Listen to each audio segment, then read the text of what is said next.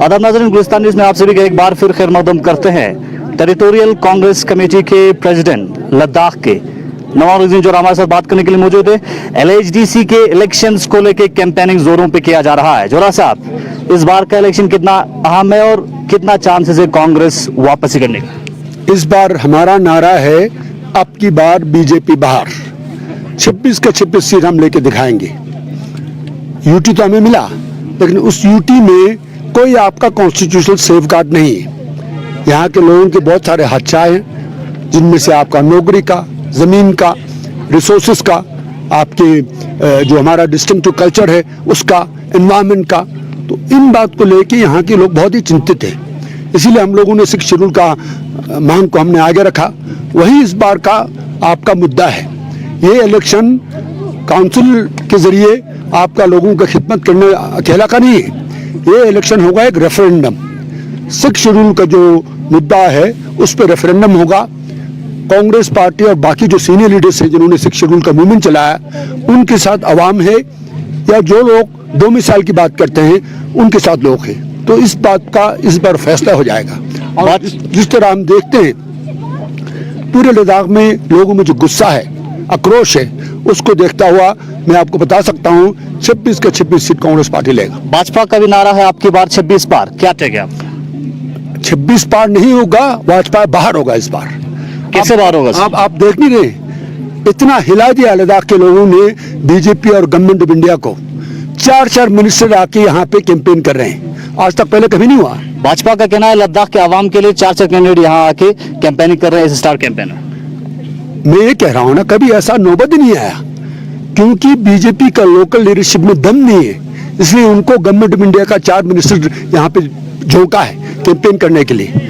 ये इलेक्शन होगा, this will be a contest between the might of government of India and the will of people of Ladakh. Bhajpa का कहना है अगर लद्दाख को 6 शेड्यूल दे सकता है, कॉन्स्टिट्यूशनल सेफगार्ड दे सकता है, सिर्फ भारतीय जनता पार्टी ही दे सकता है, कांग्रेस नहीं दे सकता है। क्या कहेंगे? हमने पहले ही ऑफर किया था, आप 6 शेड्यूल दे दो, 26 के 26 सीट ले जाओ। अगर 6 शेड्यूल दे देता, इन मिनिस्टरों के आके हफ्ता भर यहाँ कैंप नहीं करना पड़ता। इनका नियत नहीं है 6 शेड्यूल देने का।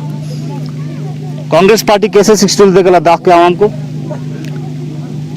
कांग्रेस पार्टी इस बार काउंसिल बनाएगा और बना के पहला जो हम काम करेंगे, 6 शेड्यूल के ऊपर हम रेजोल्यूशन पास करेंगे। Government of India will of the people के अगेंस्ट नहीं जा सकता है। आजकल बॉर्डर पे टेंशन है, हमें मालूम है, हमारे जवान लोग वहाँ तैनात हैं बंदूक लेके, तोप लेके।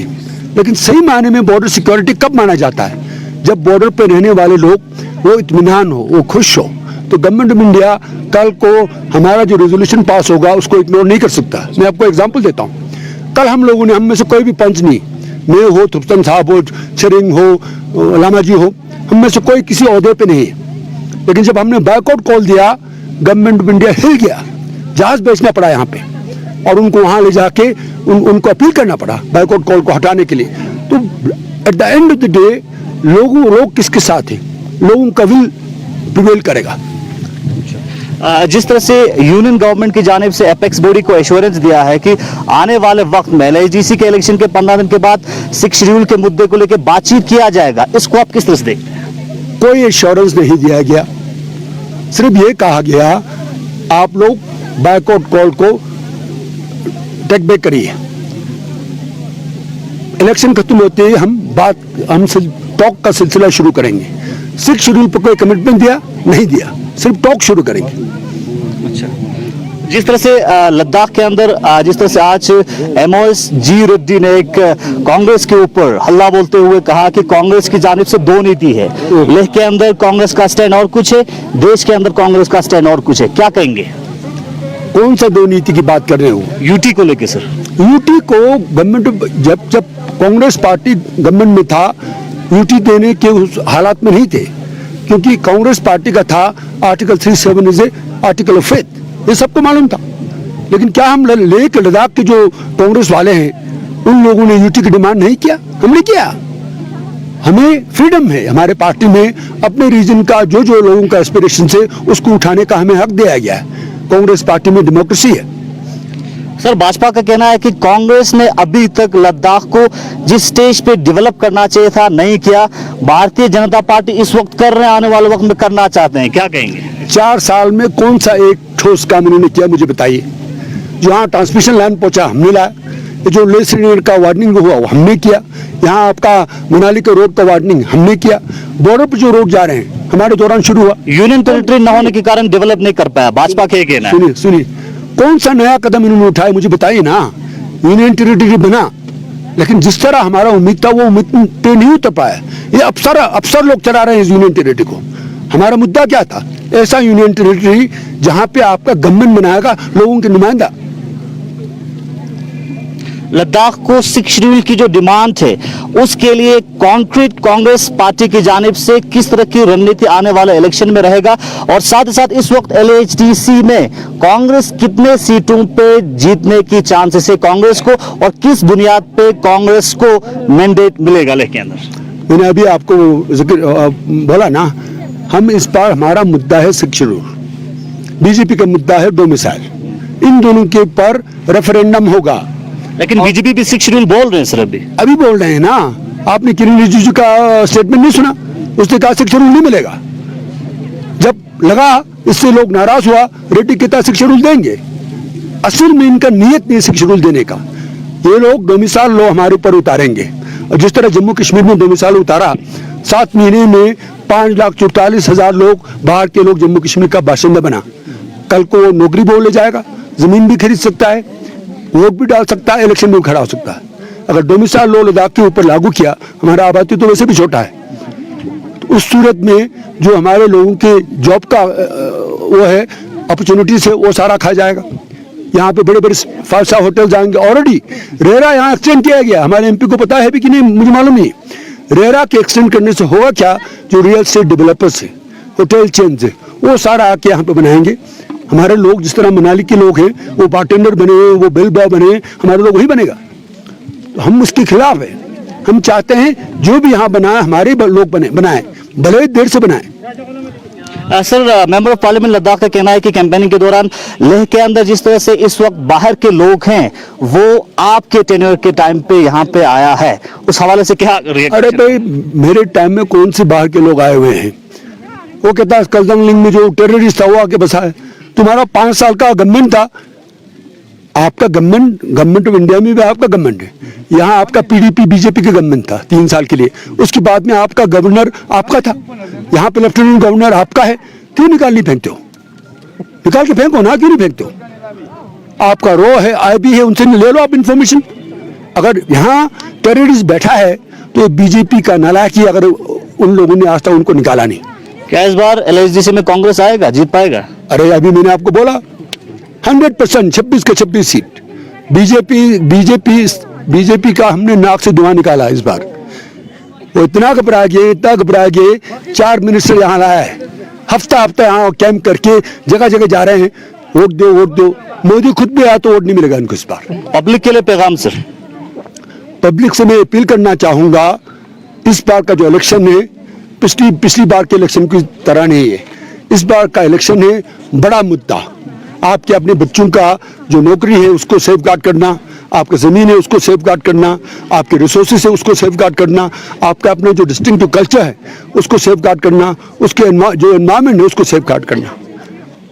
और जो हम लोग जो 6 शेड्यूल का मुद्दा उठाया है, कांग्रेस ने जो 6 शेड्यूल को इस इलेक्शन का हमने बुनियादी एजेंडा बनाया है, वो 6 शेड्यूल है। बीजेपी का डोमिसाइल है, तो पब्लिक के हाथ में है क्या चूज करते हैं, क्या चूज नहीं करते। चलिए, बहुत बहुत शुक्रिया। पब्लिक के हाथ में है क्या चूज करते हैं, क्या चूज नहीं करना है।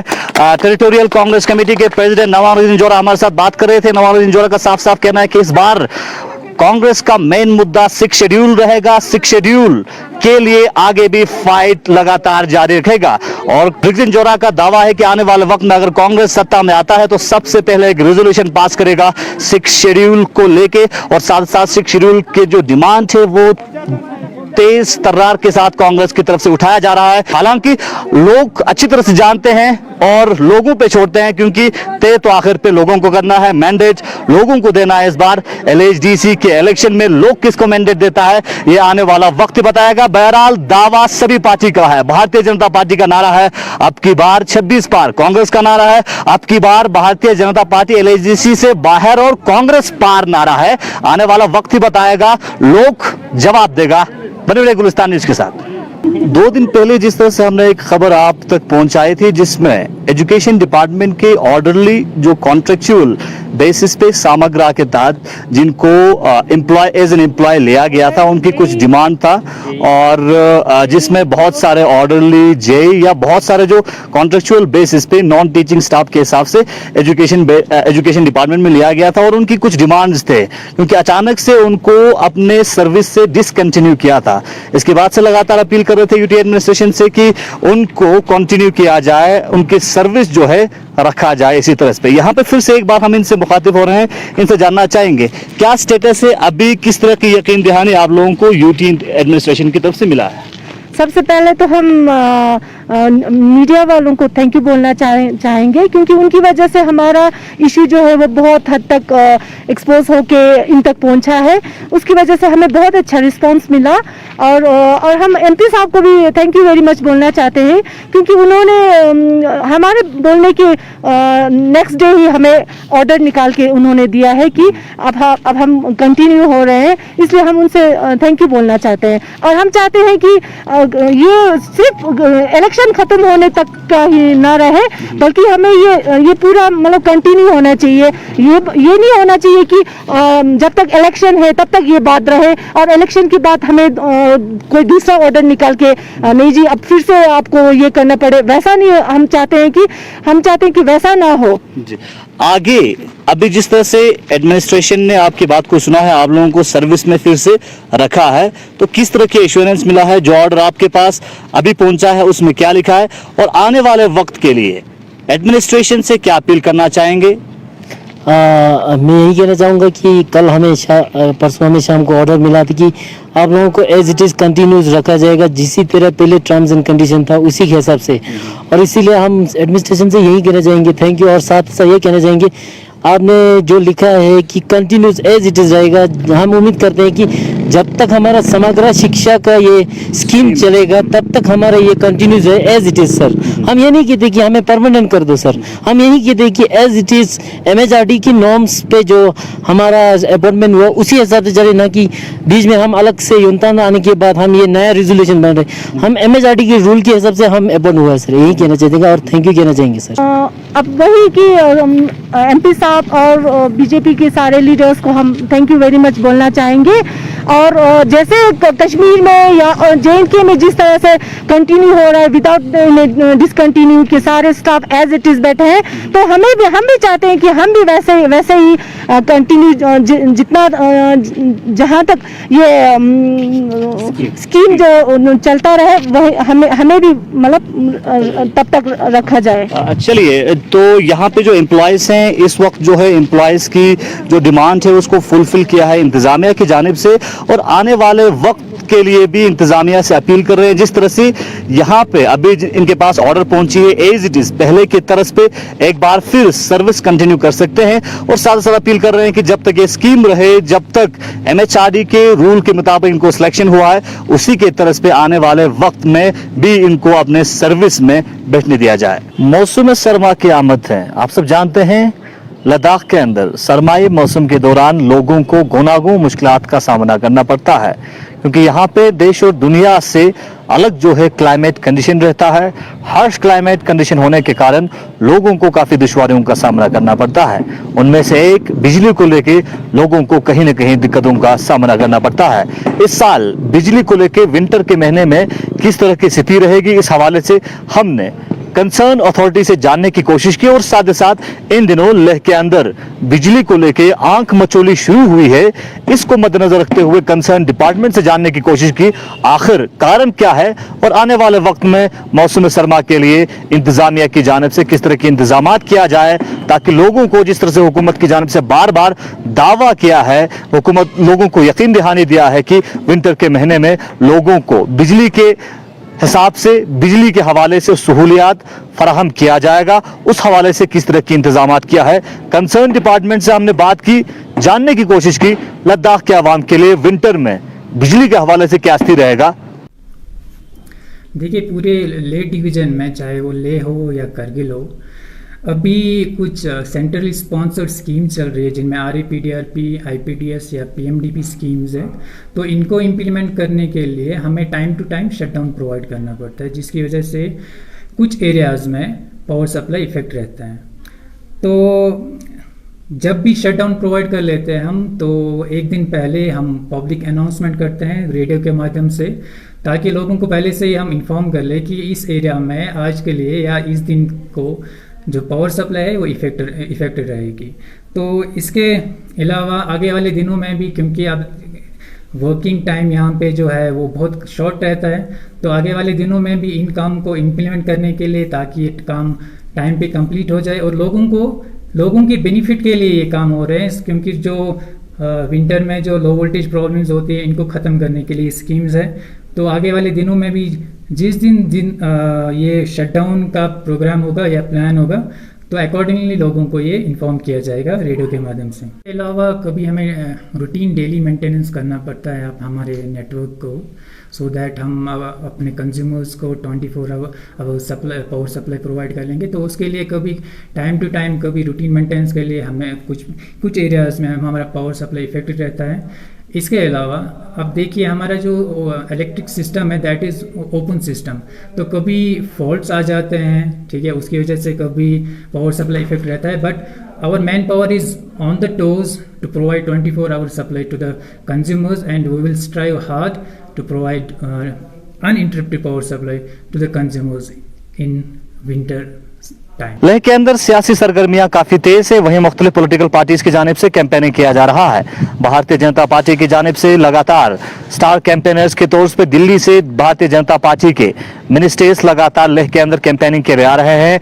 वहीं आज मिनिस्टर ऑफ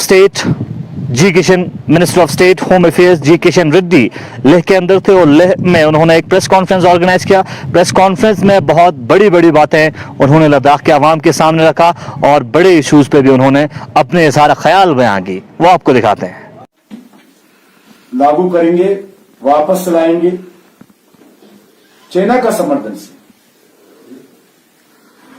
कोई भारत का व्यक्ति ऐसे समय पर, चाइना इसके एक बार टेंशन है अपने ले एरिया में, कारगिल एरिया में, ऐसे समय पे इतने सीनियर पॉलिटिशियन चाइना का समर्थन से कैसा आर्टिकल 370 लागू करेंगे। उससे पहले चाइना का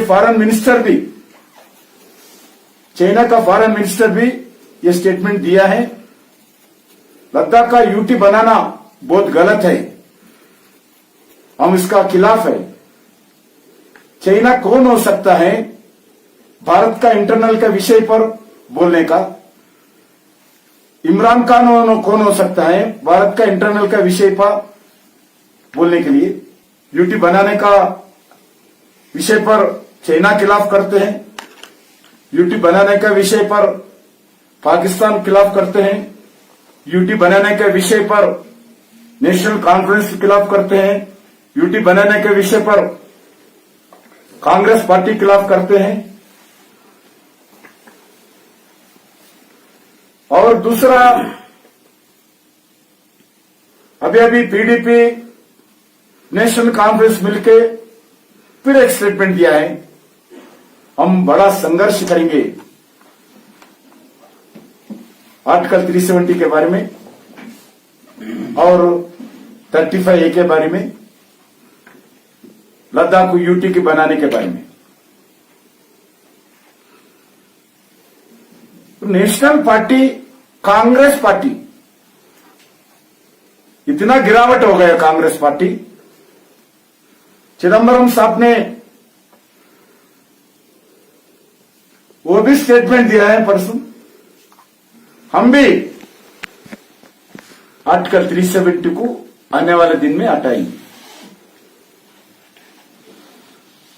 सब एक ही ट्यून में बोल रहे, China, Pakistan, Congress, PDP, national conference, ये सभी लोग एक ही ट्यून में देश के खिलाफ बोल रहे, विदेशों के साथ मिलकर बोल रहे, एक ही टोन में बोल रहे, एक ही ट्यून में बोल रहे। यह बहुत दुर्भाग्य की बात है। There is an issue about the problems arising because of the RERA Act, the Real Estate Act people are talking about. एक तरफ से हमें यूनियन होम मिनिस्टर से आश्वासन मिलता है कि हम सेफ गार्ड करेंगे, और दूसरी तरफ हाउसिंग डेवलपमेंट के मिनिस्ट्री ट्वीट करते हैं रेरा एक्ट के बारे में। आपका क्या कहना है सर? लद्दाख अभी ये रेरा एक्ट इम्प्लीकेशन होना लद्दाख के लिए जायज होगा? ये मैं बताना चाहता हूं, अभी एक एक्ट बनाने वाले हैं हम, जो लद्दाख के प्रोटेक्शन के बारे में, कॉन्स्टिट्यूशन प्रोटेक्शन के बारे में हम फिर इसके वेटरन लीडर्स को, जो इलेक्टेड हिल डेवलपमेंटल काउंसिल के लोगों को, प्रमुख लोगों को बुलाकर एक मीटिंग करेंगे। वो मीटिंग होने के बाद जो भी निकल के आते हैं, इसका एम्प्लॉयमेंट, लैंड, संस्कृति, भाषा, जॉब, इस प्रोटेक्शन में एक एक्ट बनाने वाला है। जो एक्ट बनाएंगे उसमें सब कुछ जो इस एरिया का प्रोटेक्शन हो, रेरा से अलग होते हुए प्रोटेक्शन हो, सब कुछ जो भी उस मीटिंग में निकल के आते हैं, उस मीटिंग के आधार पर सब कुछ करेंगे। सर दूसरा सवाल, आपने इंडो चाइना की बात कही है, तो गवर्नमेंट इतना रिलेक्टेंट क्यों है सर कि करेक्ट पिक्चर दिखाने के लिए? एक तरफ से प्राइम मिनिस्टर बोलते हैं कि 1 इंच जमीन नहीं गया है, और दूसरी तरफ जो लोग बॉर्डर पे रह रहे हैं वो क्लेम कर रहे हैं कि उनका पास्चर लैंड्स जा रहे हैं चाइनीज के अंदर। तो ये डाटा में इतना क्लियर पिक्चर क्यों नहीं दिखाया जा रहा है लोगों को? एक इंटरनेशनल इश्यू है ये, एक देश का एक सेंसिटिव मुद्दा है, अपन बात करना भी ठीक नहीं है। ये सेंसिटिव मुद्दा है, देश के हित के लिए आने वाले दिन में काम करने वाले हैं हम। इसके लिए मैं भी फिर एक बात वादा करता हूं, देश का 1 इंच का लैंड भी छोड़ने वाले नहीं है। इसलिए जो भी हमारा सेना दिन रात बॉर्डरों पे काम करे, उनके ऊपर विश्वास है हमारा को। उनके ऊपर जो लोग घर छोड़कर, परिवार छोड़कर इस हिल एरिया में, ठंडा एरिया में रहकर जो काम करे, उनके ऊपर अपन पूरा विश्वास रखना चाहिए, और ये सेंसिटिव मुद्दों के ऊपर बहुत कम बोलना चाहिए। सर आप होम मिनिस्टर है, होम मिनिस्टर नहीं बोलेंगे तो फिर प्राइम मिनिस्टर, होम मिनिस्टर नहीं बोलेंगे तो फिर कौन बोलेंगे सर? नहीं, जो जरूरत पड़े तो वही बोलेंगे, जो जरूरत है वही बोलना चाहिए। कुछ नहीं, ऐसा नहीं है। अभी बातचीत चल रहे है, रोज बातचीत चल रहे, वीक वाइज बातचीत चल रहे, उसमें क्या निकल के आते हैं वो सब निकलने दो, अभी तैयार करेंगे आने वाले दिन में। सर आपने एयर कनेक्टिविटी की बात की, तो मैं आपसे जानना चाहूँगा, जिस तरह से कारगिल में एयर कनेक्टिविटी को लेके विंटर में काफ़ी परेशान होता है लोगों के हिसाब से नहीं, सामान के हिसाब से एयरलिफ्ट किया जाता है, तो इस हवाले से किस तरह की तैयारियां हैं इस बार कारगिल के लोगों को विंटर में एयर कनेक्टिविटी फैसिलिटेट करने की? मैं भी आप लोगों को बताता हूं, अभी एक टेक्निकल तो पर्सन नहीं मैं, मगर पूरा एरिया में जो उड़ान के अंदर लोगों को कनेक्टिविटी करने के लिए जो प्रयास करेंगे, जरूर जो भी टेक्निकल हो सकता है। मैं दूसरा बार आया हूँ इस एरिया में, मैं मंत्री बनने के बाद 3 महीने ही काम किया हूँ, और 9 महीने में कारगिल के अंदर कोरोना के लिए काम किया हूँ। जो भी इश्यू है ये लोगों को मालूम है, मगर फिर भी मैं बताना चाहता हूँ, जैसा भी होगा विंटर में होगा मगर इसलिए 15 मिनट में अंदर हम श्रीनगर ले जाने के लिए प्रयास कर रहे, जोजोला टनल के द्वारा हर एंगल से प्लान कर रहे। जो भी समस्या है वो समस्या दूर करने के लिए आने वाले दिन में विंटर के लिए क्या इंतजाम है सर? इस साल के विंटर के जो पहला साल पहला कैसा था, पहले कुछ नहीं था सर। अभी करेंगे ना, अभी करेंगे। अभी करेंगे, जल्दी जल्दी जल्दी करेंगे। 50 सीटर जल्दी चलने वाले। हाँ रोड बनने से पहले करेंगे। हाँ बिल्कुल बिल्कुल। Thank you.